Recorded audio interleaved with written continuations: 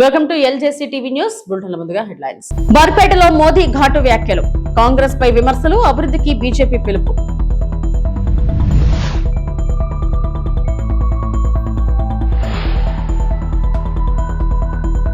నీటి బొట్టు విలువ గ్రహించాలి, జలభద్రతపై సీఎం చంద్రబాబు పిలుపు.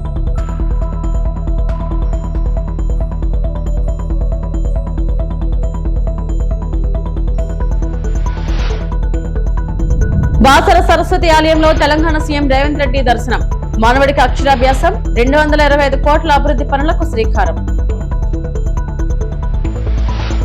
ప్రధాని నరేంద్ర మోడీ ఎన్నికల ప్రచారంలో భాగంగా అస్సోంలోని బర్పేటలో భారీ ప్రజాసభలో పాల్గొన్నారు. ఈ సందర్భంగా కాంగ్రెస్ పార్టీపై తీవ్ర విమర్శలు గుప్పించారు. దశాబ్దాలుగా గిరిజన సముదాయాలను నిర్లక్ష్యం చేయడమే కాకుండా అస్థిరతకు కారణమైందని ఆరోపించారు. భారతీయ జనతా పార్టీ ప్రభుత్వంలో శాంతి ఒప్పందాలు, అభివృద్ధి కార్యక్రమాల వల్ల అస్సాంలో స్థిరత్వం నెలకొన్నదని ఆయన తెలిపారు. ప్రస్తుతం రాష్ట్రం అభివృద్ధి దిశగా దూసుకెళ్తుందని పేర్కొన్నారు. ఈ మార్పును కాపాడుకోవాలంటే ప్రజలు బీజేపీకి మద్దతు ఇవ్వాలని ప్రధాని మోడీ పిలుపునిచ్చారు. साथियों, विकसित असम के लिए, विकसित भारत के लिए हर क्षेत्र, हर वर्ग का विकसित होना बहुत जरूरी है। लेकिन कांग्रेस ने अपने 60-65 साल के राज में हमारे ट्राइबल परिवार, आदिवासियों के साथ सबसे बड़ा अन्याय किया है। सबसे ज्यादा गरीबी अगर कहीं थी तो आदिवासी क्षेत्रों में रही, और हिंसा की, बम बंदूक की सबसे बड़ी समस्या कहीं थी वो आदिवासी क्षेत्रों में रही। देश के ट्राइबल समाज को कांग्रेस ने सिर्फ यही सब कुछ दिया। साथियों, कुछ साल पहले तक नॉर्थ ईस्ट में ही हर वर्ष औसतन 1000 से अधिक लोग उग्रवाद के कारण मारे जाते थे। बोडो क्षेत्र में क्या क्या हुआ है, हमें कितने लोगों को खोना पड़ा है, कितनी पीढ़ियों के सपने कुचले गए हैं, ये तो आपने बहुत निकट से देखा भी है और भुगता भी है। सालों साथ एक खूनी खेल चलता रहा, क्योंकि कांग्रेस की राजनीति, कांग्रेस का करप्शन इसी से फलता फूलता था। कांग्रेस कागजों पर समझौता करती थी, कागजों को लिखा देना, और जमीन पर आदिवासी समाज को धोखा देती थी। इसलिए कांग्रेस के समझौते टूट जाते थे। बोडो समाज के साथ उन्होंने ऐसा ही किया था। साथियों, हमारी सरकार ने ट्राइबल क्षेत्रों में विकास पर फोकस किया है, स्थायी शांति पर फोकस किया है। इसी का नतीजा है कि यहां असम में, नॉर्थ ईस्ट में अब शांति का उत्सव मनाया जा रहा है। हमने ईमानदारी के साथ स्थायी शांति के लिए समझौता किया है, और उस समझौते की एक एक लाइन पर काम करने का प्रयास हो रहा है। ऐसे 10,000 युवा जिन्होंने बंदूक छोड़ी है, उनको मुख्य धारा से जोड़ने के लिए काम किया जा रहा है। साथियों, मैं असम के आप लोगों से कहूंगा, यहां के नौजवानों से कहूंगा, असम में शांति अनेक बलिदानों के बाद आई है। लिहाजा शांति और विकास के लिए कांग्रेस को असम से दूर रखना बहुत जरूरी है। हांती आरू बिका होर बाबे, कांग्रेस का हमोर परा दूर रखा तो बहुत जरूरी। అనంతపురం జిల్లా యాడకిలో సీఎం చంద్రబాబు పర్యటించారు. నీటి భద్రత, సాగునీటి సంఘాల బాధ్యత కార్యక్రమంలో పాల్గొని రైతులతో సమావేశమయ్యారు. ఈ సందర్భంగా ఆయన మాట్లాడుతూ ప్రతి ఒక్కరూ నీటి విలువను గుర్తించాలని పిలుపునిచ్చారు. వర్షపు నీటిని నిల్వ చేసుకోవడం ద్వారా సంపద సృష్టించవచ్చన్నారు. రాయలసీమలో మైక్రో డ్రిప్ ఇరిగేషన్ ద్వారా వ్యవసాయం అభివృద్ధి చెందిందని తెలిపారు. రాష్ట్రంలో పెండింగ్ లో ఉన్న సాగునీటి ప్రాజెక్టులను పూర్తి చేస్తామని వెల్లడించారు. పోలవరం ప్రాజెక్టును త్వరలో పూర్తి చేసి రైతులకు ఉపయోగపడేలా చేస్తామని సీఎం పేర్కొన్నారు. అనంతపూర్ జిల్లా ఒకప్పుడు ఎట్లుంది, ఈరోజు ఎట్లుందో ఒకసారి గుర్తు చేసుకుంటే భవిష్యత్తు మన చేతుల్లో ఉంది. ఆ భవిష్యత్తుకు నాంది పలకడానికి, దీన్ని లాజికల్గా తీసుకుపోవడానికి నేను ఇక్కడికి వచ్చాను. ఈ సందర్భంగా ఈ కార్యక్రమానికి వచ్చిన ప్రజాప్రతినిధులు కూడా నమస్కారాలు, అధికార యంత్రాంగానికి నమస్కారాలు. ఒక మహోన్నతమైన లక్ష్యం, నీరు అనేది సర్వస్వం. అలాంటి నీటిని ఏ విధంగా సంరక్షించుకోవాలన్నదానికి ఈరోజు 100 రోజుల కార్యక్రమానికి శ్రీకారం చుడుతున్నాం. నీటి బొట్టు విలువ తెలిసిన వాడిగా దశాబ్దాలుగా పనిచేస్తున్నా, నీటి భద్రత కోసం పనిచేస్తున్నా. ఈ అనంతపూర్లో మీరు చూస్తే నేను ఎప్పుడూ చెప్పేవాడిని, పరిగెత్తే నీటిని నడిపించాలి, నడిచే నీటిని నిలబెట్టాలి, నిలబడిన నీటిని భూగర్భ జలాలుగా మార్చాలి, భూమిని ఒక జలాశయంగా చేసుకోవాలి. ఎక్కడ జలాశయాలుంటే ఆ జలాశయాలన్నీ కూడా పూర్తిగా నింపే బాధ్యత తీసుకోవాలి. ఇది ఈరోజు చెప్పిన మాట కాదు. నేను 3 దశాబ్దాలుగా మన నాయకుడు నందమూరి తారక రామారావు గారు ఈ జిల్లాకు న్యాయం చేశాడంటే ఆ రోజు ఆయన చూపించిన చొరవ. అందుకని ఒకప్పుడు ఇంకుడు గుంతలు ప్రారంభించాం, చెక్ డ్యాములు కట్టాం, తుంపర్ల సేద్యానికి ప్రాధాన్యత ఇచ్చాం, సూక్ష్మ సేద్యం తీసుకొచ్చాం, రెయిన్ గన్లు కూడా పెట్టాం. అనేక ప్రయత్నాలు చేసి ఆ రోజు మనం ముందుకు పోయాం.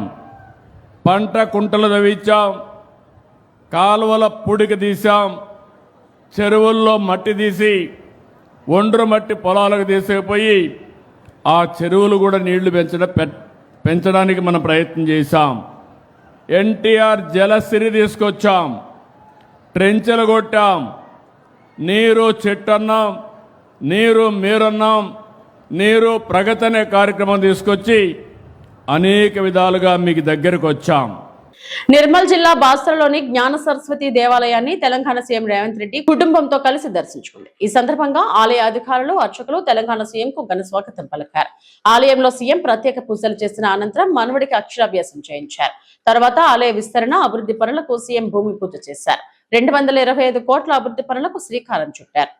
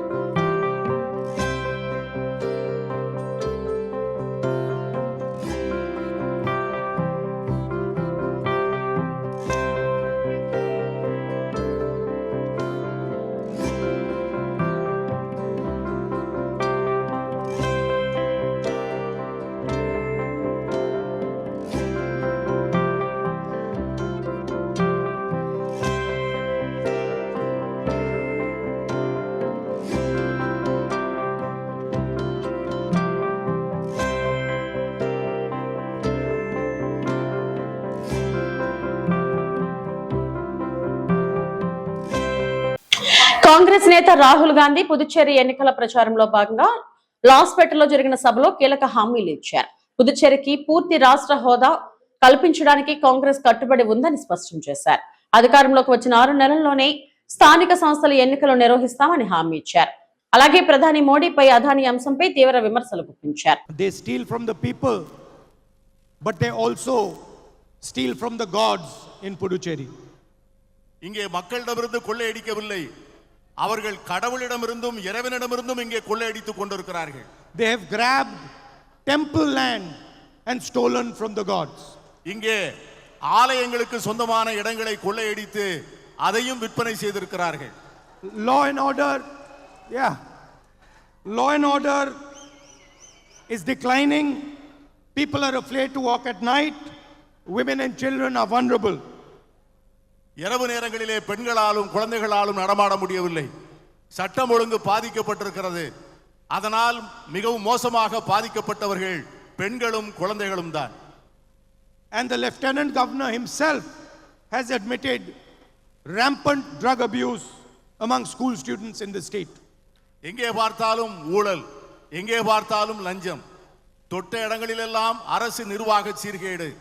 இதனால் பொதுமக்களுக்கு ஏற்பட்டிருக்கின்ற பாதிப்பு. They know the problem exists and yet they do nothing about it.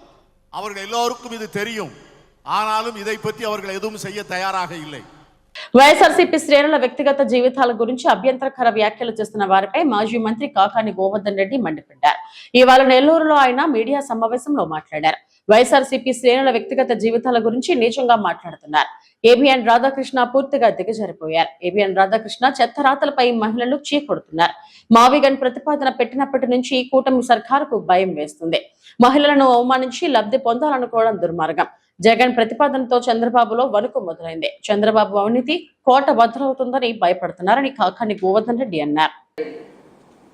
చివరికి ఎంత దిగజారిపోయాడు అంటే రాధాకృష్ణ మా వ్యక్తిగత జీవితాల గురించి, మా కుటుంబ సభ్యుల గురించి, మా భార్యల గురించి, వైఎస్ఆర్ కాంగ్రెస్ పార్టీకి సంబంధించినటువంటి నాయకులు అంటే మా పార్టీకి సంబంధించినటువంటి మా అందరి భార్యల గురించి ఈరోజు మాట్లాడుతున్నాడు. రాధాకృష్ణ, నువ్వు మాట్లాడేటువంటి మాటలు మహిళలు నీ ముఖాన ఉమ్మేస్తారనేటువంటిది గుర్తుంచుకో. మేము మాట్లాడడం కాదు, నీ ఇంట్లో నీ కూతురు ఉంది, నీ కూతురు దగ్గరికి వెళ్ళి ఇటువంటి వీడియో నేను వేశానని చెప్పి చూపిస్తే నీ కూతురు నీ ముఖం మీద కొడుతుందో లేదో చూడు. నీ కూతురు నిన్ను సమర్థిస్తుందా? ఇలాంటి చెత్తరాతలు ఎలా రాస్తావని చెప్పి నిన్ను ముఖం మీద కొడుతుందా? ఒక్కసారి నువ్వు ఆలోచించి. నువ్వు రకరకాలైనటువంటి మాటలు మాట్లాడతావు. ఈ సమాజానికి చాలా ఆదర్శవంతంగా ఉండాలని చెప్పి మాట్లాడతావు. నీ జీవితం ఎంత అవినీతిమయం, ఎక్కడన్నా ఆదర్శవంతమైనటువంటి జీవితం అనే దానికి రాధాకృష్ణ బ్రతుకులో వెతికినా సరే, టాప్ చైలైట్ వేసి వెతికినా సరే, నీ బ్రతుకులో నీ జీవితంలో ఎక్కడైనా ఒక్క దగ్గరైనా నీతివంతమైనటువంటి పాత్ర కనిపిస్తుందా అంటే శూన్యం. ఈరోజు నువ్వు ఒక మహిళతో ఉంటున్నావు అని, అదేవిధంగా అది పెళ్లి కాదని రకరకాలైనటువంటి సమాచారాలు ఉన్నాయి. వారి వ్యక్తిగత జీవితాన్ని ఆయన రాధాకృష్ణ లాంటి ఎంత నీచుడైనా, ఎంత నీతిమాలినోడైనా, రాధాకృష్ణ లాంటి పనికిమాలిన వాడి వ్యక్తిగత జీవితాల గురించి మేము ప్రస్తావించాం. కానీ రాధాకృష్ణ ఆ మహిళను అడిగినా లేదా ఈ వీడియోని ఆ మహిళకు చూపించినా, ఒకవేళ అనైతిక కార్యకలాపాలు మీరు సాగిస్తున్నా ఆ మహిళ కూడా మిమ్మల్ని దీని మీద తప్పుపడుతుంది తప్ప నువ్వు చేసింది మంచి అనేటువంటిది మాట్లాడుతుంది. మీరు చేసేటువంటి అనైతిక కార్యక్రమాల్లో భాగస్వామ్యులైనటువంటి వ్యక్తులైనా సరే మీరు చేసేటువంటిది తప్పు అని మాట్లాడతారు తప్ప ఎక్కడ కూడా మాట్లాడరు. కానీ రాధాకృష్ణ గతంలో రాధాకృష్ణ మీద విమర్శలు వచ్చాయి. నీ దగ్గర పిఏగా పనిచేసినటువంటి మహిళతో నువ్వు అక్రమంగా ఒక బిడ్డను కన్నావు, దానికి సంబంధించి DNA టెస్టుకు సిద్ధమా అని చెప్పి కూడా ఆ రోజు వచ్చింది. కాబట్టి నువ్వు వీటన్ని విషయాల గురించి కూడా ఇలాంటి క్యారెక్టర్ ఉన్నటువంటి మనిషివి నువ్వు మా ఇంట్లో ఉన్న మహిళల గురించి మాట్లాడతావా? నీ మీద వచ్చినటువంటి విమర్శలకు ఏ రోజున నువ్వు సమాధానం చెప్పుకోగలిగావా?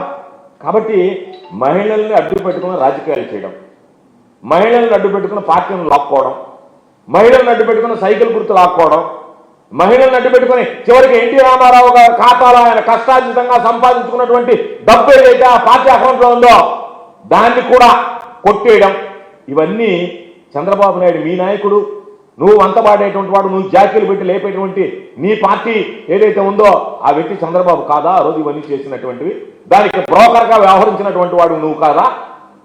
అటువంటి బ్రోకర్గా వ్యవహరించినటువంటి బ్రోకర్ రాధాకృష్ణ ఈరోజు మా గురించి, మా కుటుంబ సభ్యుల గురించి మాట్లాడడానికి నువ్వెవరు, నీకేం హక్కు అర్హత ఉందనేటువంటిది చెప్పాలి.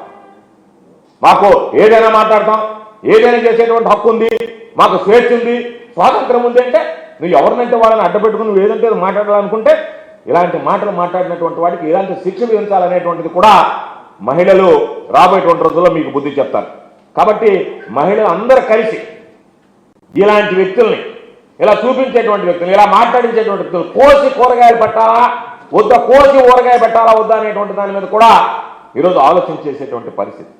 కాబట్టి మావిగన్ ప్రతిపాదన ఏదైతే వచ్చిందో, అమరావతి చుట్టూ మీరు నిర్మించుకున్నటువంటి అవినీతి కోట ఏదైతే ఉందో అది బదలు కావడం ప్రారంభించిందో ఆ రోజు నుంచే మీలో ఎక్కడ లేనటువంటి అసహనం, దానికి చంద్రబాబు నాయుడుతో పాటు ఆయనకు మద్దతు ఇస్తున్నటువంటి ఎల్లో మీడియాలో కూడా ఎవరు కూడా ఊహించినటువంటి భయం కలిగింది. కాబట్టే మావిగన్ ప్రతిపాదనని ప్రజలు ఆహ్వానించేటువంటి పరిస్థితులు ఉన్నాయి. కాబట్టే ఇటువంటి దిగజారుడు మాటలకి మీరు పూనుకున్నారనేటువంటిది స్పష్టంగా. అంటే రాజకీయ విమర్శలు అంటే మహిళలను అవమానించడమా? రంగనాథ్, నీకు చెవులు లేవా? ఆ చెరువు కబ్జా దగ్గరికి నువ్వు పోతావా? మేము పోయి చూపించాలా? హైదరాబాద్ లోని లచ్చమ్మ కుంటను బడాబాబులు కబ్జా చేస్తుంటే హైడ్రా కమిషనర్ రంగనాథ్ కళ్ళు మూసుకున్నాడు. పేదోళ్లను మాత్రమే అరెస్టు చేస్తారా? బడాబాబులను అరెస్టు చేయడానికి రంగనాథ్ కు చేత కావడం లేదా అని మంత్రి హరీష్ రావు పేర్కొన్నారు. ఆ సంగతి కూడా చెప్పాలి. ఇప్పుడు ఈ 374 ఎకరాల్లో లచ్చమ్మ కుంటున్నది ఒకటి, ఈ భూమి మధ్యలో లచ్చమ్మ కుంటున్నది. ఈ లచ్చమ్మ కుంట FTL 17 ఎకరాలు, 6 ఎకరాలు బఫర్ జోన్, అంటే మొత్తం 23 ఎకరాల చెరువు ఉన్నది. ఆ 23 ఎకరాల చెరువు కింద 150 ఎకరాల ఆయకట్టు ఉన్నది. ఇప్పుడు ఈ కంపెనీలు ఏం చేస్తున్నాయి? అసలు ఈ కంపెనీలకు హక్కే లేదు. ల్యాండ్ సీలింగ్ యాక్ట్ ప్రకారం there is no right for any sale deed or any agreement, any land purchase sale deed. ఆ కంపెనీలు ఏం చేస్తున్నాయి? ఇప్పుడు ఆ లచ్చమ్మకుంట చెరువుకు ఉండేటువంటి ఫీడర్ ఛానల్స్ అన్ని ధ్వంసం చేసారు. మొత్తం ఫీడర్, ఆ చెరువులోకి నీళ్ళు వచ్చే ఛానళ్లను, ఫీడర్ ఛానల్ను ఎక్కడికక్కడ మూసివేసిండ్రు. అయినా ఇప్పుడు ఈ నిమిషానికి పోతే కూడా లచ్చమ్మకుంట చెరువులో నీళ్లు ఉన్నాయి. వర్షపు నీరంతా అలకే పోతుంది. ఇప్పుడు ఇయాల పోయి చూస్తే కూడా లచ్చమ్మకుంట చెరువులో నీళ్లు ఉన్నాయి. వాడు మొత్తం ఫీడర్ ఛానళ్లు బంద్ పెట్టి లచ్చమ్మకుంట చెరువులకు నీళ్లు పోకుండా చేసి ఇవాళ కబ్జా చేస్తే మరి చెరువులు కాపాడతారని హైడ్రా కమిషనర్ రంగనాథ్ ఎందుకో కళ్ళు మూసుకున్నాడు. ఏం రంగనాథ్, నీకు చెవులు వినబడతలేవా? ఇప్పుడు నేను అడుగుతున్నా, రేపు పొద్దుగాలవా? నువ్వు పోతావా, నేను పోవాలా? నువ్వు పోకపోతే నేను పోతా రేపు పొద్దుగాల, మా ఎమ్మెల్యేలను తీసుకొని, మా పార్టీ పోతుంది. ఆ రేకులు ఆ కాంపౌండ్ వాళ్ళు పడగొట్టు, చెరువును పునరుద్ధరించు, చెరువు ఫీడర్ ఛానల్ సరిచేయి, వాళ్ళందరినీ అరెస్ట్ చేయి. పేదోళ్ళని మాత్రం అరెస్ట్ చేస్తావు, వీళ్ళ తెరువు ఎందుకో పోవు, ఎందుకో ధైర్యం వస్తలేదు మిస్టర్ రంగనాథ్. అయితే ఇక్కడ ఇంకా విషయం ఏంటంటే, లచ్చమ్మకుంట నిండితే ఎక్కడికి పోతాయి? లచ్చమ్మకుంట నిండిన తర్వాత వరద నీళ్లు నాన్ చెరువుకు పోతాయి, మర్రివాణి కుంటకు పోతాయి, అక్కడి నుంచి రెడ్డి కుంటకు పోతాయి, అక్కడి నుంచి సున్నం చెరువు నాలాల పడతాయి, ఆ తర్వాత ఇంజావూరు మాసం చెరువు వరకు ఈ నీళ్లు పోవాలి. ఇప్పుడు మొత్తం బంద్ పెట్టిండ్రు. ఇప్పుడు లచ్చమ్మకుంటకు నీళ్ళు రాణిస్తలేరు.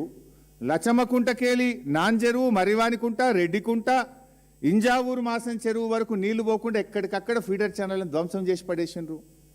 మరి ఇన్ని చెరువులు హైదరాబాద్లో హైడ్రా వచ్చినాక ఈ చెరువులు ధ్వంసమవుతుంటే, ఫీడర్ ఛానళ్లు మూతబడుతుంటే హైడ్రా నిద్రపోతుందా? వినబట్టలేదా? ఎందుకు హైడ్రా స్పందించదు? గరీబోళ్ళ ఇల్లు కూలగొట్టడానికి, పెద్ద పెద్ద వాళ్ళకి కబ్జాలు చేయడానికి మాత్రమే హైడ్రా పనిచేస్తుందా? బీజేపీ ఆవిర్భావ దినోత్సవం సందర్భంగా మన ఊరు మన జెండా కార్యక్రమం శ్రీకాళహస్తి పట్టణంలో వాడవాడలా బీజేపీ నాయకులు అత్యంత వేడుకగా నిర్వహించారు. బీజేపీ జెండాను ఆవిష్కరించి ప్రధాని నరేంద్ర మోడీ సారథ్యంలో భారతదేశం ఏ విధంగా అభివృద్ధి పదంలో ముందుకు పోతుందో తెలియజేశారు. ప్రజా సంక్షేమమే ధ్యేయంగా ప్రధానమంత్రి నరేంద్ర మోడీ పరిపాలన కొనసాగిస్తున్నారన్నారు.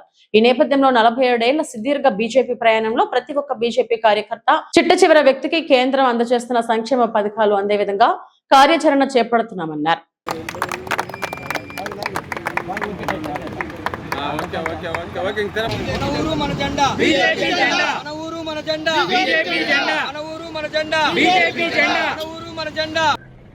జనసంఘ నుంచి భారతీయ జనతా పార్టీ ఆవిర్భవించింది 1980 సంవత్సరం ఇదే రోజు ఏప్రిల్ 6వ తేదీన పార్టీ స్థాపించబడ్డారు. దానికి ముఖ్యంగా అటల్ బిహారీ వాజ్పేయి గారు లాల్ కృష్ణ అద్వానీ గారు, ఇలా అనేక మంది చాలా కష్టపడ్డారు. ఈరోజు భారతీయ జనతా పార్టీ రాష్ట్ర అధ్యక్షులు పివిఎన్ మాధవ్ గారు, అదేవిధంగా జిల్లా అధ్యక్షులు సామత్ శ్రీనివాస గారు, శ్రీకాళహస్తి నియోజకవర్గ కన్వీనర్ భారతీయ జనతా పార్టీ రాష్ట్ర ఉపాధ్యక్షులు కోలానంద గారి నేతృత్వంలో ఈరోజు నియోజకవర్గంలోని ప్రతి ఇంటిపైన జెండా ఎగరవేసి, అదేవిధంగా ప్రతి బూత్ నందు పార్టీ ఆవిర్భావ దినోత్సవం సందర్భంగా జెండా ఆవిష్కరణ జరిగింది. ఎందుకు భారతీయ జనతా పార్టీ మిగతా వాటితో వ్యత్యాసమైనది? ఈ దేశం కోసం పార్టీ స్థాపించిన రోజు అంత్యోదయ సిద్ధాంతాన్ని ఉపయోగించుకొని, అంటే చిట్ట చివరి వ్యక్తి కోసం ప్రతి అధికారికంగా సంక్షేమ పథకాలు చేరాలని, ఈ దేశమే ముఖ్యము, పార్టీ తర్వాత అనే నినాదంతో ఈ పార్టీ స్థాపించబడింది. ఈ దేశంలో అధికారం ఉన్నా లేకపోయినా ఈ దేశం కోసం, ఈ దేశ నాగరికత కోసం, ఈ దేశ సంస్కృతి కోసం, ఈ దేశ రక్షణ కోసం ఎప్పుడు పార్టీ వెనుకంజ వేయలేదు. ఒక్క సీటుతో పార్టీ అధికారాన్ని కోల్పోతున్న సమయంలో కూడా వాజ్పేయి గారు తృణప్రాయంగా ఆ రోజు పార్టీ అధికారాన్ని వదిలేసుకున్నారు. అలాంటి పార్టీలో మేమందరం కూడా భాగమైనందుకు, జెండా ఆవిష్కరణ చేసుకున్నందుకు అందరం గర్వంగా చెబుతూ, రాష్ట్ర పార్టీ సూచనల మేరకు మన ఊరు మన జెండా కార్యక్రమంలో ప్రతి ఊరిలో, ప్రతి గ్రామంలో, ప్రతి బూత్ నందు ఈరోజు జెండా ఆవిష్కరణ జరుగుతూ ఉంది. ఈ దేశంలో నరేంద్ర మోడీ ప్రధానమంత్రి అయిన తర్వాత శ్రీకాళహస్తి నియోజకవర్గంలో, అదేవిధంగా కూడా రాష్ట్ర వ్యాప్తంగా, దేశవ్యాప్తంగా ఈరోజు ఏప్రిల్ 16/6 ఈ యొక్క కార్యక్రమాన్ని మన దేశవ్యాప్తంగా కూడా ఈరోజు ఈ కార్యక్రమం చేస్తూ ఉన్నాం.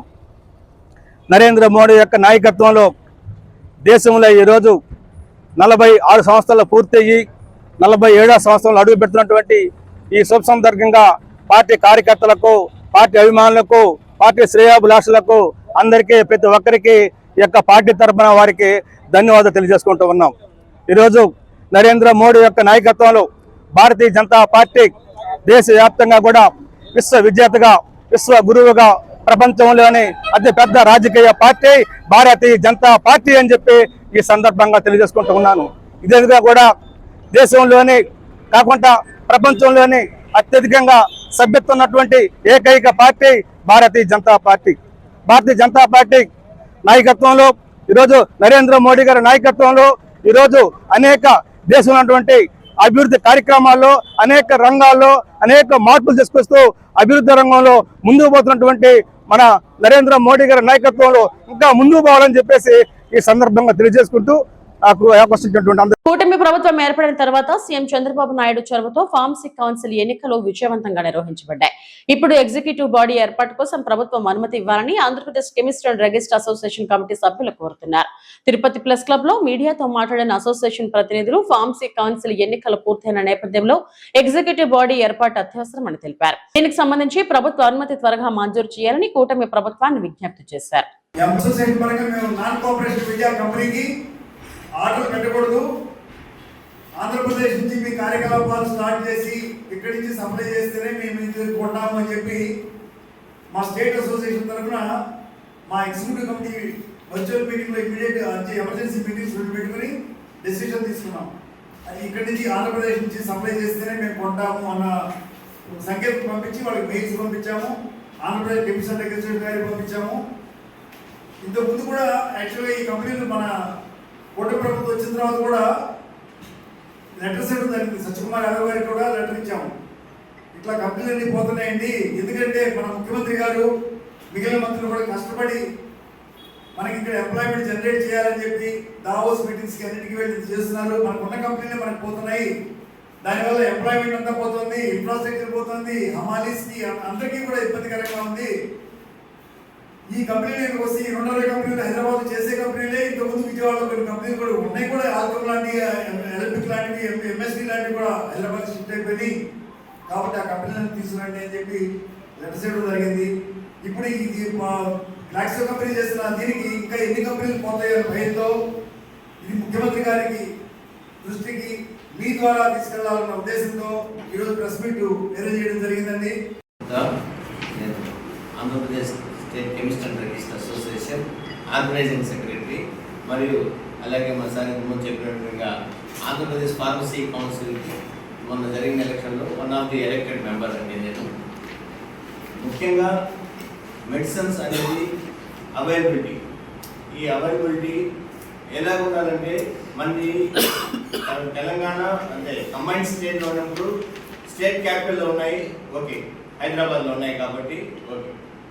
ఇది డివైడ్ అయిన తర్వాత కూడా మనకు హైదరాబాద్ నుంచే సప్లై అంటే లేట్ అవుతా ఉంది, ప్రాసెస్ లేట్ అవుతా ఉంది. ఒకటి దాని మీద మన డిపార్ట్మెంట్ ఇక్కడ ఉండే డ్రగ్ డిపార్ట్మెంట్కి కంట్రోల్ లేకుండా పోతుంది. నెంబర్ ఆఫ్ ఈ మధ్య మీరు చాలా చూసుంటారు, స్పోరియస్ డ్రగ్స్ అక్కడి నుంచి ఇక్కడి నుంచి మ్యానుఫ్యాక్చరింగ్ వస్తున్నాయి. వాటి మీద ఇక్కడ ఉండే మన డ్రగ్ డిపార్ట్మెంట్కి కంట్రోల్ లేకుండా వెళ్తా ఉంది. అదొక ఇష్యూ. కన్జంప్షన్స్లో కానీ టర్న్ ఓవర్లో కానీ మన ఆంధ్రానే ఎక్కువ ఉంది. ఇక్కడికి రావడం వల్ల మనకేం బెనిఫిట్స్ అని అంటే స్టేట్కి రెవెన్యూ పెరుగుతుంది, అలాగే ఎంప్లాయ్మెంట్ వస్తుంది, రెవెన్యూ అండ్ ఎంప్లాయ్మెంట్ అన్ని డెవలప్ అవుతాయి. అలాగే మెడిసిన్స్ సకాలంలో సప్లై అవుతాయి. కరోనా లాంటి టైంలో కంపెనీ నుంచి వచ్చే పాయింట్ రావడం, ఆ పాయింట్ నుంచి అక్కడికి తెలంగాణలో వాళ్ళకి ఇమ్మీడియట్గా వాళ్ళకి సప్లై ఫస్ట్ రావడము, మనకు లేట్గా సప్లై రావడము, ఇవన్నీ కూడా మేము చాలా రకంగా ఫేస్ చేసాము. ఇది మన హెల్త్ మినిస్టర్ గారికి 2-3 సార్లు మనం రిప్రజెంటేషన్ చేస్తున్నాము. కానీ ఈ మీ ద్వారా వెళ్తే ఇంకా ఎఫెక్టివ్గా ఉంటుందనే ఉద్దేశంతో ఈరోజు మనం ఈ సమావేశం ఏర్పాటు చేసుకోవడం జరిగింది. ఇవి ఇప్పటివరకు నా బులెటిన్ అప్డేట్స్.